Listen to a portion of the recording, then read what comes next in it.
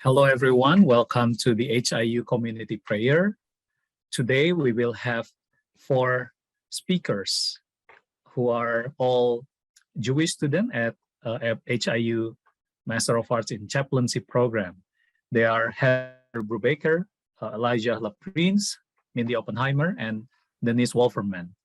They will lead us in our session together, and they will do some interesting activities with us. So prepare your pen and paper or open your Word document on your computer. And I don't want to spoil the fun, so I will give this to Heather. Please. Okay. Well, first of all, so delighted to be here with my amazing colleagues in the chaplaincy program, Mindy and Elijah and Denise. It has been such a pleasure to work on this with them, and we're really excited to share it with you. I am going to just say a little bit about Passover in general, and then we will move into the workshop part of the program. So Passover is probably the most well-known and widely observed Jewish holiday. It is not a synagogue holiday, interestingly. It is a home and meal-based holiday. Passover is celebrated with an elaborate ritual meal. That's kind of a reenactment of the Exodus narrative. And for anyone who hasn't looked at that in a while, a really quick review. In Exodus, the Hebrews were enslaved in Egypt by a pharaoh. Moses is called by God to help free them from slavery. It is a long and difficult, exceedingly violent journey involving 10 plagues and lots of indecision. But eventually, the narrative culminates with God parting the waters of the Red Sea and the Hebrews' miraculous escape from Pharaoh's army to freedom.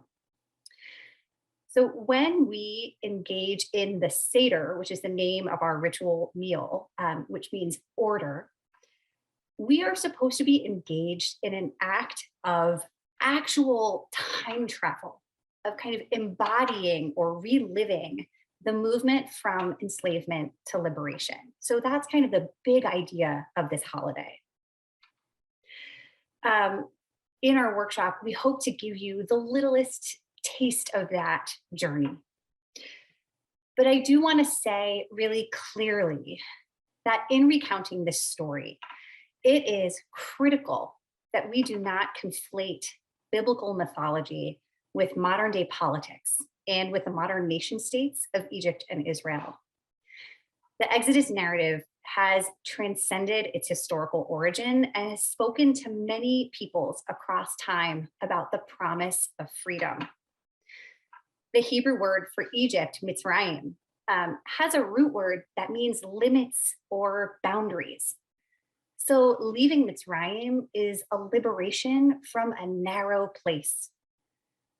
It's in that spirit of freedom from a narrow place, however defined, that we invite you to join us today. So Zoom has not yet figured out how to allow us to eat together, but in the spirit of doing together, we will use the Seder plate as a starting point for personal reflection.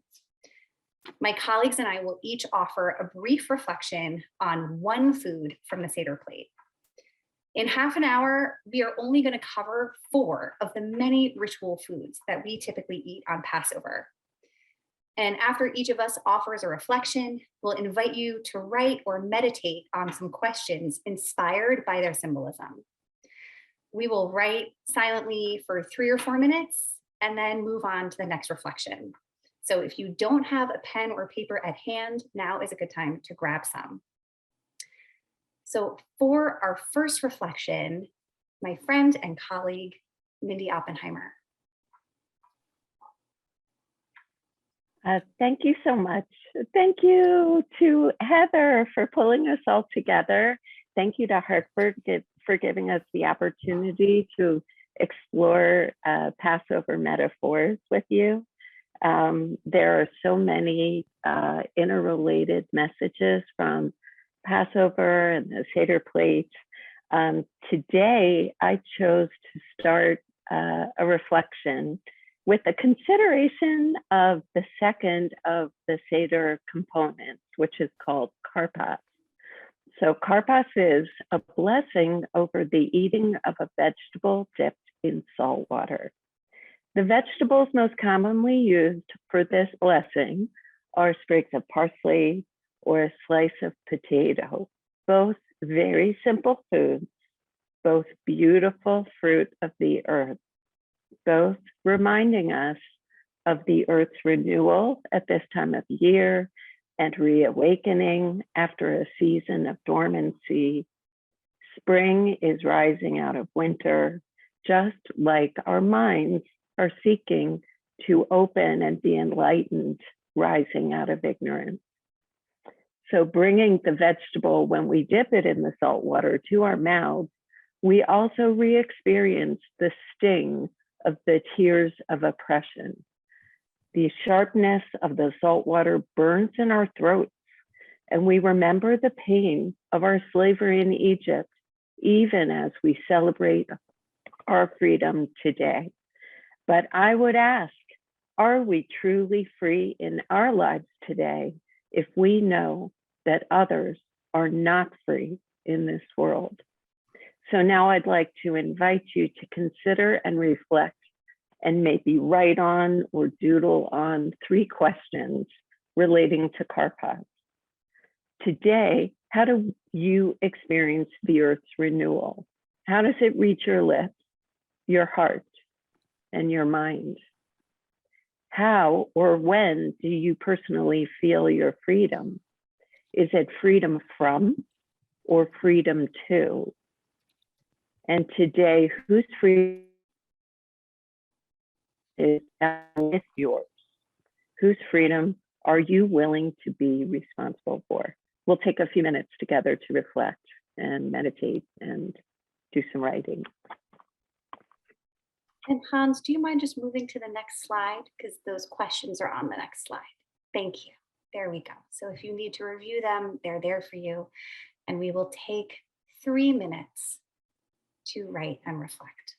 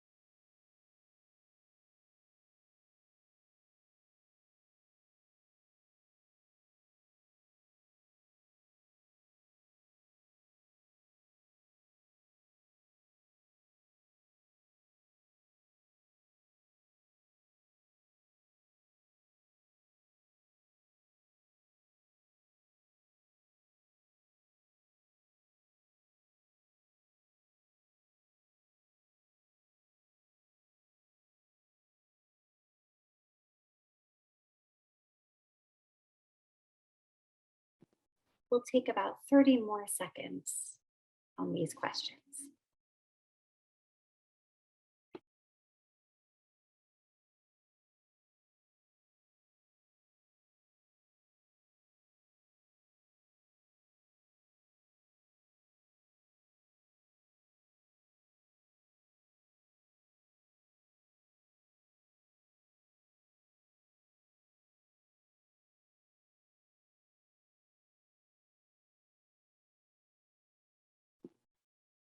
Okay, thank you so much, Mindy.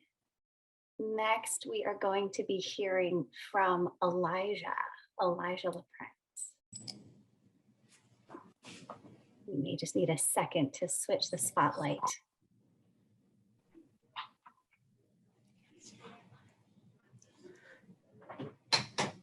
Good afternoon, everyone. I thank you so much for joining us today. I'm extremely delighted to be here. I thank all those who coordinated, Heather and the rest of our colleagues who have joined us. It's exciting to be here and to explain, our Seder meal and how it reflects on what we do and the symbolic meaning of the Seder plate.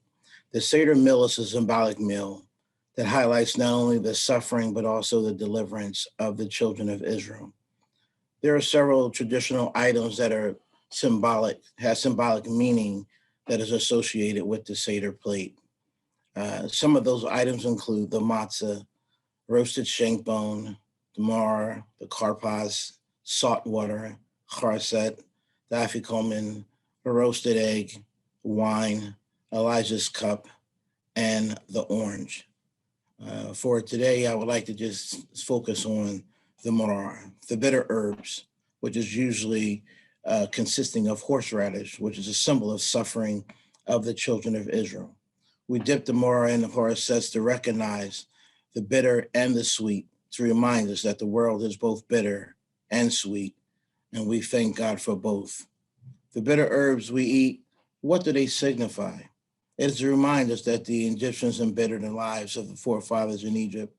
As it is written, they embittered their lives with harsh labor and mortar and bricks and all sorts of the field, which are tasks which were ruthlessly opposed on them. This is outlined in Exodus, the 1st chapter and the 14th verse. You can see the story of the Passover found in several scriptures, but I would like to direct you to Exodus, the 12th chapter, the 14th through the 18th verse, really speaks about the Passover story, as well as this holiday season that we are currently observing. And it also addresses the significance of eating the bitter herbs today. And this is the day that shall be for a memorial, and so you shall keep the feast unto the Lord throughout your generations, and you shall keep it by an ordinance forever. 7 days shall you eat unleavened bread. The first day you shall remove the leaven from your houses, and whatsoever eat leavened bread from the first day until the 7th day, that soul should be cut off from Israel. This is highlighted again in Exodus, the 12th chapter and the 14th verse. The story of the Passover connects really the journey of the children of Israel and reminds us that not only our suffering, but our deliverance. For me, it signifies a personal deliverance, a new year, a new beginning. During this pandemic, many of us have experienced feelings of loss, isolation, and even bondage. Eating the maror and the bitter herbs and dipping them into the corset, that mixture of apples and honeys and nuts and wine, the spices, helped me to gain a greater perspective in this season of deliverance. And now I'll invite you to reflect upon the questions that's associated with maror.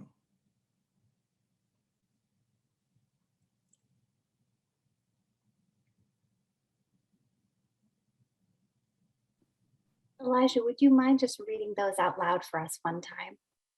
Yes. How do you experience your bitterness, your personal bondage? How has the pandemic changed your relationship to Mitzrayim, the narrow place? And lastly, how are you emerging into this new season? Thank you so much, Elijah, for that beautiful reflection. We will take 3 minutes to meditate or write to whichever question speaks to you.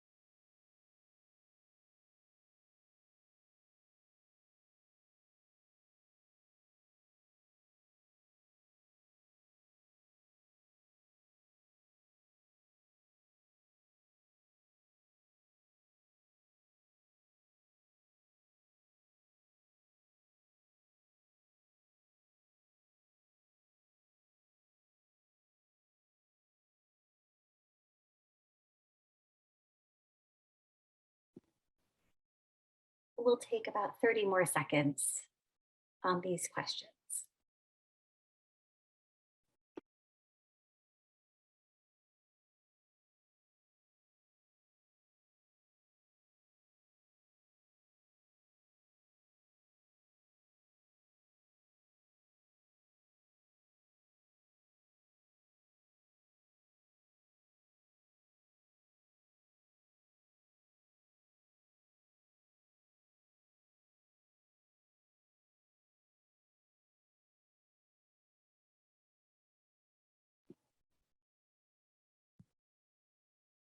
Okay, go ahead and find your way to the end of your writing if you're still at it.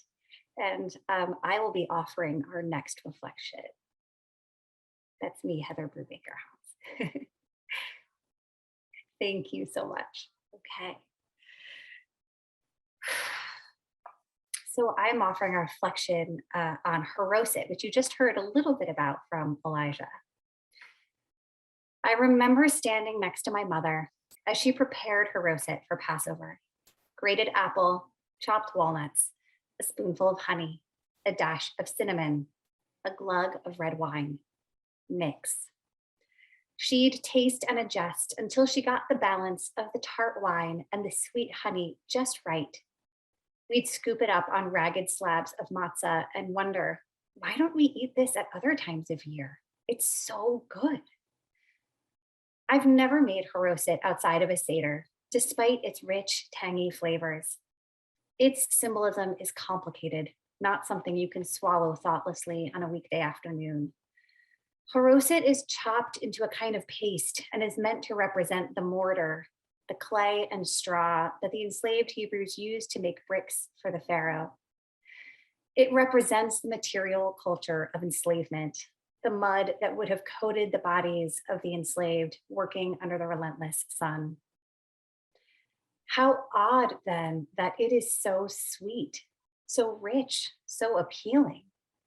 Shouldn't we be eating dirt, choking down horror? Over the centuries, rabbis have argued over the meaning of haroset. Some argue that the fruit in the mixture, apples or dates, represents the trees under which the Hebrews found each other and made love in defiance of the Pharaoh's order not to procreate. So haroset is a paradox, a true mix. And that is where I find its wisdom, because we know that even in the face of profound oppression, people have found pleasure, joy, the will to live and resist. We know from our own experiences that no human life is untouched by suffering.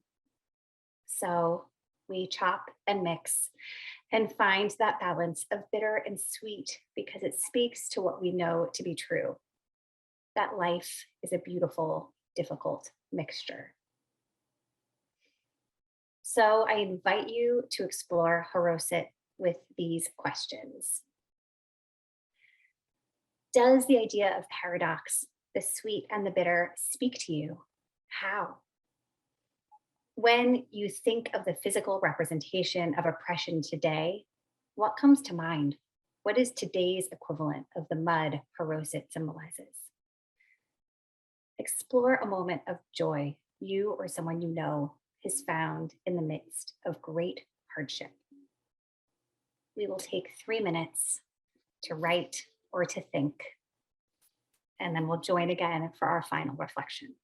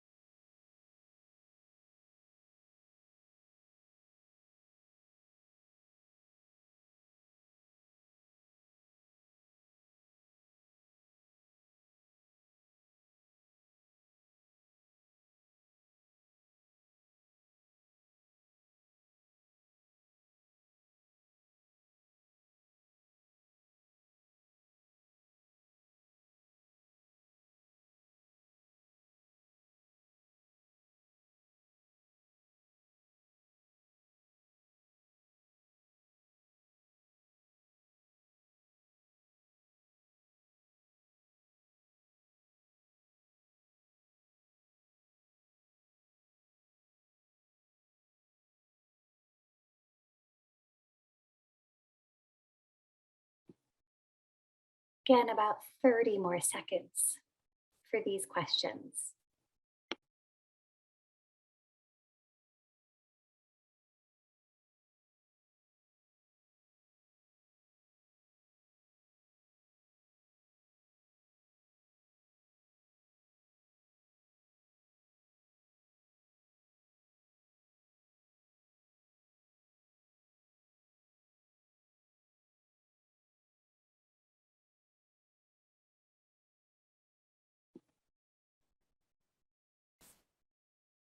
Last, but certainly not least, my dear friend Denise is going to offer our final reflection. I warn everyone I had dental work done this morning. So if there's something I say that you don't understand, please feel free to raise your hand and forgive me if I'm drooling, because it's been that kind of morning. Good afternoon, everyone. I'm honored to be included in this workshop. I thank Heather for putting together this group. Anytime I have an opportunity to work with or study with Mindy, Elijah, and Heather, sacred work is produced. The orange is the newest food on the Passover plate. At the height of the Jewish feminist movement of the 1980s, Susanna Heschel, distinguished professor of Jewish studies at Dartmouth College, as well as the daughter of Abraham Joshua Heschel, began this tradition to represent the experiences of women, and it expanded to represent all marginalized people of the Jewish community. She wanted it to represent the sweet and juicy fruitfulness of the marginalized community. Although we must separate an orange to eat it, we recognize that in a whole orange, the segments stick together. We eat the sweet sections of orange and spit out the seeds to represent the rejection of sexism, homophobia, misogyny, racism, ableism, and any otherism in the Jewish community. For me, oranges have so much symbolism.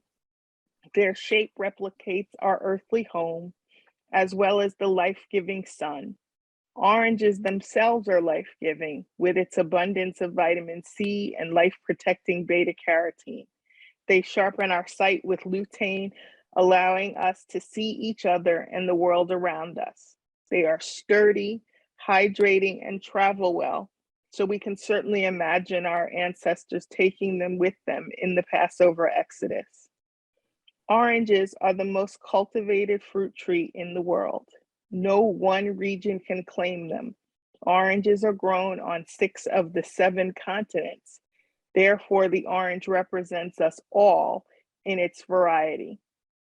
The taste varies from bitter to sweet. They are truly the fruit of diversity. We use the rind for zest, the pith for pectin to preserve other fruits, the oils for aromatherapy and fragrance. Nearly all of the orange is useful, making it the fruit of inclusion. For me, as a person of non-normative Jewish identity, I love the fact that the orange is the brightest, the biggest, and the heaviest food on the Seder plate. It speaks to the pride of the non-normative identity. We are here, we are seen, we are heard, and we will continue to be an active part of the community. The 3 questions the orange leads me to reflect on are: what seeds of discrimination or hatred would you like to spit out during this holy season?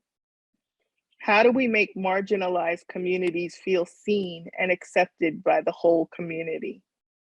How can the orange inspire you to reduce the otherism in the world? Will you seek new ways to welcome the other into your life? I invite you to reflect for a few moments on whichever one of these questions speaks to you.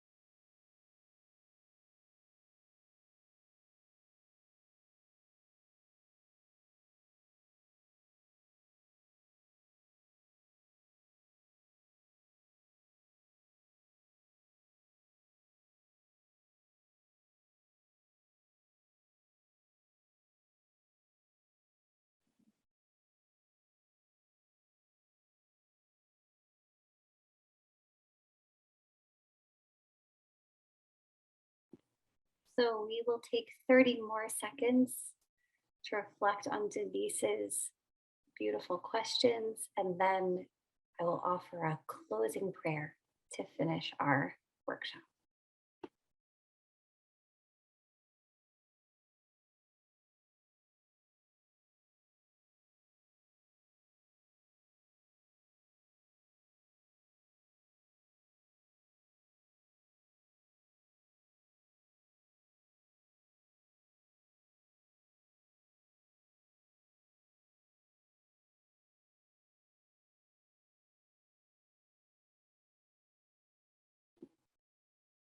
Okay, thank you so much, Denise. Hans, if you could move to the next slide.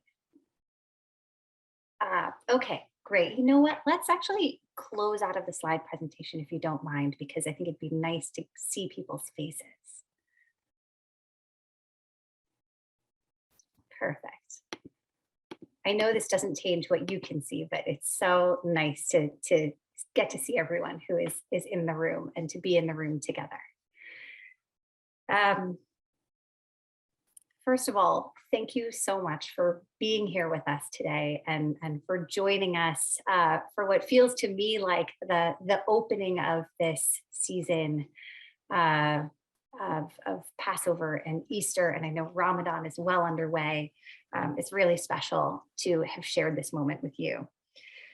A Seder is normally full of questions and discussion. And so we hope that you received our questions in that spirit today, and know that in the 2-hour version of this workshop, there would have been discussion and sharing and singing and drawing and tasting. But for now, a taste and hopefully a ripe one. We wish for you that these questions funnel into whatever observance you are engaged in at this time, whether that is Ramadan or Easter or Passover, or reverence for tiny green sprouts poking their head through the soil. We pray that in spring's miraculous renewal, our faith in possibility is restored.